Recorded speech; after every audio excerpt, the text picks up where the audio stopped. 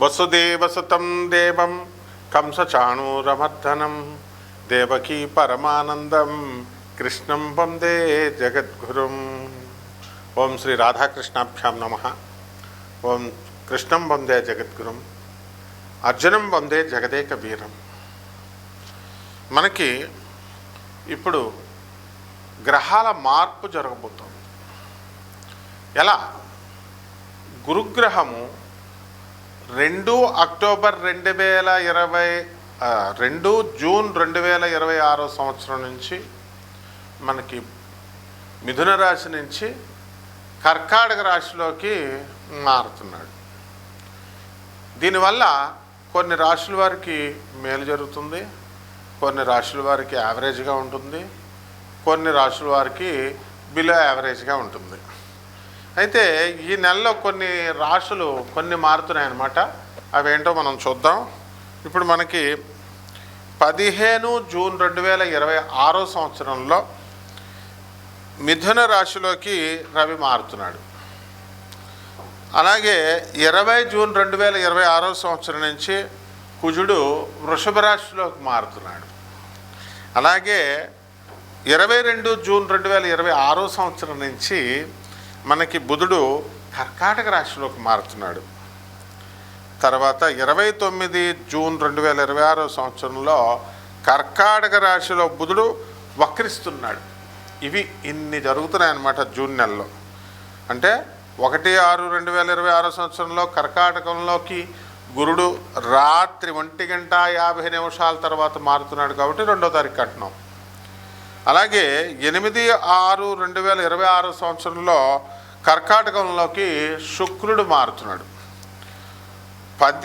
ఈ యొక్క గ్రహ సంపుటి వల్ల మనకి ఏ గ్రహాలకి ఏమి ఫలితాలు వస్తాయో మనం తెలుసుకుందాం. తెలుసుకునే ముందు మనం ఒక విషయం తెలుసుకోవాలి. గురుగ్రహము 12 సంవత్సరాలకు ఒకసారి మారుతుంది. 12 సంవత్సరాలకు ఒకసారి మారినప్పుడు మనకి ఏమవుతుందంటే ఈ గురుగ్రహము అనేకమైనటువంటి శుభ ఫలితాలను ఇస్తుంది కొన్ని రాశుల వారికి.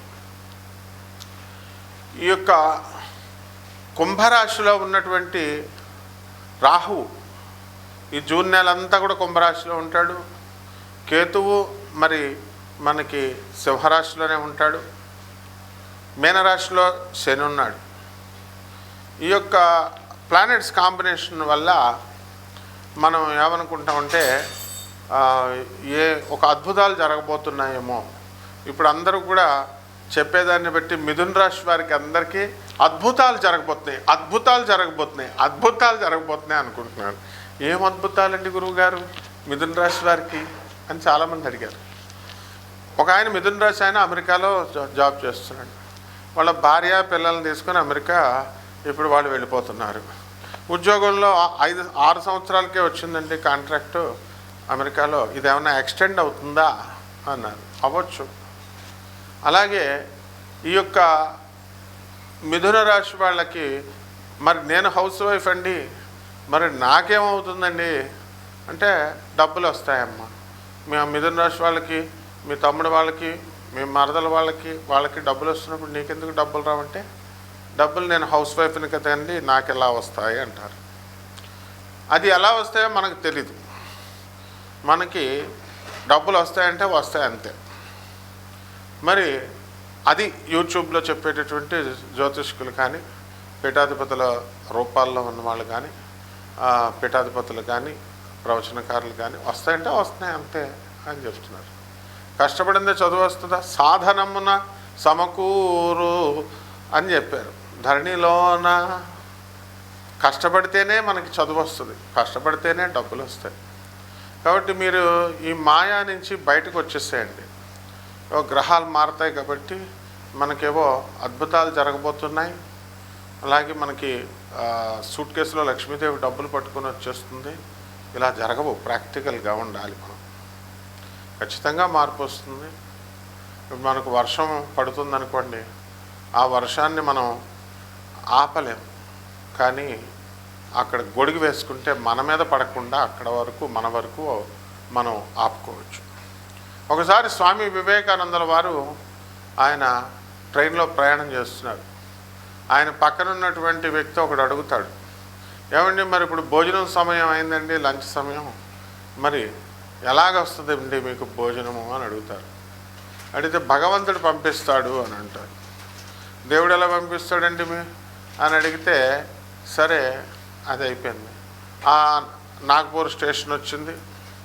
ఆ స్టేషన్ వచ్చినప్పుడు అక్కడ నరేంద్ర నరేంద్ర అని చెప్పి పిలుస్తూ వివేకానంద అసలు పేరు అనమాట నరేంద్రుడు. ఆయన వచ్చి ఆ పేరుతో పిలిస్తే, ఇదిగో మీకు ఇమ్మన్నారు అని చెప్పేసి ఆ యొక్క మంచి మంచి చక్కగా పెద్ద పెద్ద క్యారేజీల్లో భోజనాలు ఇచ్చారు. ఎవరు అండి అని అడిగితే, ఏమో మరి నాకు తెలీదు అని వివేకానందుడు చెప్తాడు. ఆ వ్యక్తికి పేరు కట్టుకొని రామకృష్ణ పరమహంసుల వారి భక్తులు, ఆ పరంపరలో వచ్చినటువంటి భక్తులు స్వామి వివేకానంద గురించి తెలుసు కాబట్టి తమ గురువు గారైనటువంటి రామకృష్ణ పరమహంసుల గారు తన భక్తులకు ఆదేశిస్తే స్వామి వివేకానందుల వారికి వచ్చింది. అలా మనము ఏ పనులు కూడా మనము కష్టపడి దానికోసం మనం వెయిట్ చేయాల్సినటువంటి అవసరం లేదు. మనం చేయాల్సింది ఏమిటి అంటే భగవంతుడి మీద అపారమైనటువంటి విశ్వాసం, గురు పరంపరలో మనము ఉండాలి. ఆ గురు పరంపర దగ్గర ఉన్నటువంటి గురువులను అంటిపెట్టుకుని ఉండాలి. అప్పుడు మనకి ఆ గురు సిస్టమ్ వస్తుంది. పరమహంస యోగానందుల వారు, మా గురువు గారు అయినటువంటి పరమహంస యోగానందుల వారు మరి ఒక యోగి ఆత్మకథలను తర్వాత ఆయన మామూలుగా కూడా చెప్తూ ఉంటారు. ఏమని చెప్తారంటే, గురువు అనేటటువంటి వాడిని భగవంతుడు డిజిగ్నేట్ చేస్తాడు, నువ్వు గురువుగా ఉండు, వీళ్ళని తీర్చిదిద్దు అని. అలాగే ఆ యొక్క గురు పరంపరలో ఉన్నటువంటి ఆ గురు సిస్టంలో ఉన్నటువంటి శక్తి మనకి అడ్వైస్ చేస్తుంది, మనల్ని ఎప్పటికప్పుడు మనల్ని సంరక్షిస్తూ ఉంటుంది. ఇది గురుడు ఎగ్జాక్ట్గా చేసే పనులు. కాబట్టి ఎవరెవరో 300 సంవత్సరాలకు ఒకసారి వస్తుంది, గురుడు మారిపోతున్నాడు. ప్రతి సంవత్సరం గురుడు మారుతాడు. ఒక్కొక్క రాశిలోకి 12 రాశులకు 12 సంవత్సరాలకు ఒకసారి మారుతాడు. ఇది పెద్ద వింత కాదు. కానీ అలా మనకి ఏదో వండర్స్ జరుగుతున్నాయి, మీరు ఈ మాల వేసుకోండి, లేకపోతే ఈ సింధూరం పెట్టుకోండి, ఈ పూజ చేసుకోండి, ఆ హోమం చేసుకోండి, ఇలాంటివి ఏమీ అవసరం లేదు. మీకు ₹1 ఖర్చు అవ్వకుండా మీకు స్వామి వివేకానందుల వారు చెప్పారు. అలాగే service to humanity is real service to God అని, మానవులకి, పేదవారికి, అనాథలకి, వికలాంగులకి, సాధువులకి సేవ చేయడం ద్వారా మరి తప్పకుండా గురుమండల వ్యవస్థ నుంచి గురువు యొక్క అనుగ్రహం మీ పైన వస్తుంది. అలా కాకుండా బాగా డబ్బున్నటువంటి వాళ్ళు పిసనార్తనంగా వాళ్ళ బీరువాల్లో డబ్బులు దాచుకొని ఖర్చు పెట్టకుండా పేదవాళ్ళకి, అవసరంలో ఉన్న వాళ్ళకి కనుక ఆదుకోకపోయినట్లయితే వాళ్ళు తప్పకుండా నష్టపోయేటటువంటి అవకాశాలు ఉంటాయి. కాబట్టి ఎదుగుదల మాట ఎలా ఉంచండి, డౌన్ఫాల్ అవ్వడానికి అవకాశాలు ఉంటాయి. కాబట్టి ఎంతసేపు కూడా మీ పక్కవాడు మీ పట్ల ఏదో ఒక సహాయం చేస్తారనేటటువంటి ఎక్స్పెక్టేషన్తో ఉంటాడు. Everyone will have greater expectations on his fellow beings అని. కాబట్టి మనకి మీరంతా ఎదగాలని పక్కవాడు కోరుకుంటాడు. ఎందువల్ల కోరుకుంటాడు? వాడి మీ కారు ఉంటే వాడిని ఎక్కించుకుంటారని, మీ దగ్గర ₹100 అంటే ₹10 వాడికి అప్పిస్తారని. This is positive optimism. అందువలన ఇదంతా కూడా స్వామి వివేకానందుడు, జగద్గురు ఆదిశంకరాచార్యులు వారు, ప్రభాత్ రంజన్ సర్కార్, ఆనందమూర్తి గారు ఇలాంటి వాళ్ళు చెప్పేవి. కాబట్టి మీ అందరూ కూడా ఇది కోటాను కోట్ల మందికి కామన్ ప్లాట్ఫారం మీద చెప్పబడేటటువంటి ఈ యొక్క రాశిఫలాలు. దాన్ని ఒక్కొక్క వారీగా ఒక్కొక్క 12 రాశుల వారికి కూడా ఒక్కొక్కళ్ళకి మీకు ఎలాంటి ఫలితాలు ఇస్తుంది అనేటటువంటిది మనము ఈ గోచార రీత్యా మనం తెలుసుకుందాం. వ్యక్తిగత జాతకాల ద్వారా మాత్రమే తెలుస్తుంది. సో వ్యక్తిగత జాతకాల ద్వారా మీ జాతకంలో మీరు ఇల్లు ఎప్పుడు కడతారు, ఇవన్నీ చేస్తారు, చదువు ఎప్పుడు వస్తుంది, ఇలాంటివన్నీ కూడా మనకు తెలుస్తాయి. నాసా లైవ్ రిపోర్ట్స్ని బట్టి మనం చెప్పడం అనేటటువంటిది జరుగుతుంది. కాబట్టి ఈ గురు మార్పు వల్ల ఏ ఏ రాశుల వారికి ఎలాంటి జరగబోతున్నాయి అనేటటువంటిది విడివిడిగా ఒక్కొక్క రాశి వారిని చూసి. కర్కాటక రాశి, ఈ కర్కాటక రాశి వారికి అందరికీ కూడా జన్మంలోకి వచ్చేటటువంటి గురుగ్రహ ప్రభావం వలన అద్భుతమైనటువంటి మార్పులు రాబోతున్నాయి. విద్యార్థులకు మీకు రావాల్సినటువంటి స్కాలర్షిప్లన్నీ కూడా పెండింగ్లో ఉన్నాయి. మరి ఈ యొక్క గురుగ్రహ ప్రభావం తర్వాత మారిన తర్వాత మీ స్కాలర్షిప్లు అనేటటువంటివి రావడానికి అవకాశాలు ఉన్నాయి.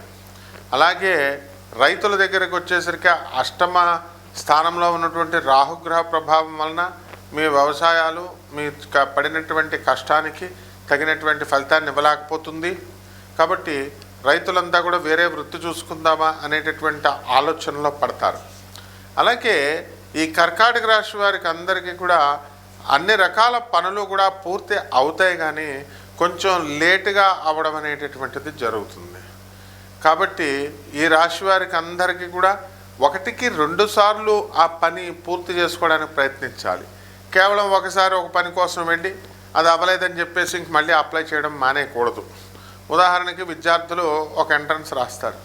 ఎంట్రన్స్ రాసినప్పుడు వాళ్ళు సెలెక్ట్ కాకపోతే ఇక మనకు రాదులే అని మొదలైకూడదు, అన్నీ రాయాల్సినటువంటి అవసరం ఉంది. అదేవిధంగా ఇక్కడ కూడా ప్రతి చిన్న పనిలో కూడా కర్కాటక రాశి వారు అనేక సార్లు కష్టపడాల్సినటువంటి అవసరం వస్తుంది. అప్పుడు విజయం తప్పకుండా మనకు వస్తుంది. అలాగే ధనస్థానంలో ఉన్నటువంటి కేతుగ్రహ ప్రభావం వలన అకల్ట్ సైన్సెస్ మీద మిస్టిక్ సైన్సెస్ ద్వారా ఆదాయాలు మీకు కలగడానికి అవకాశాలు ఉన్నాయి. అలాగే ప్రతి పని కూడా చాలా నిదానంగా మీరు పూర్తి చేయడం అనేటటువంటివి జరుగుతుంది. అలాగే ఈ కర్కాటక రాశి వారికి అందరికీ కూడా లాభంలో ఉన్నటువంటి రవి బుధ గ్రహాల ప్రభావం వలన, అందులో వ్యయంలో ఉన్నటువంటి శుక్రగ్రహ ప్రభావాల వలన మీకు బుధాదిత్య యోగం పట్టి మీరు కారులో తిరిగేటటువంటి యోగం మీకు ఏర్పడుతుంది. అదేవిధంగా ఇల్లు కట్టుకునేటటువంటి అవకాశాన్ని మీకు రావడం అనేటటువంటివి జరుగుతాయి. సినిమా రంగంలో ఉన్నటువంటి వాళ్ళు ఎక్కువ రాణించడానికి అవకాశాలు ఉంటాయి. సోషల్ మీడియాలో ఉన్నటువంటి వాళ్ళకి ప్రమోషన్స్, అధిక వ్యాపారము జరగడం అనేటటువంటిది జరుగుతుంది. ఇక పరిహారాల దగ్గరికి వచ్చేసరికి అష్టమ రాహు కాబట్టి రాహు జపం చేసుకోండి, రాహు స్తోత్రాలు చదవండి. రాహుకి కిలోంప మినుముల్ని ఆవుపేట రంగు ఉన్నటువంటి వస్త్రాలను ఇచ్చి పేద బ్రాహ్మణులకి శనివారం నాడు ఉదయం 8 గంటలకు దానం చేసుకోండి. దశమహావిద్యల్లో ఒకటైనటువంటి మరి బగళాముఖి అమ్మవారి యొక్క హోమాన్ని కానీ ఆమె యొక్క మంత్ర జపాన్ని చేసుకోవడం ద్వారా బ్రహ్మాండంగా కలిసి వస్తుంది. శుభమస్తు.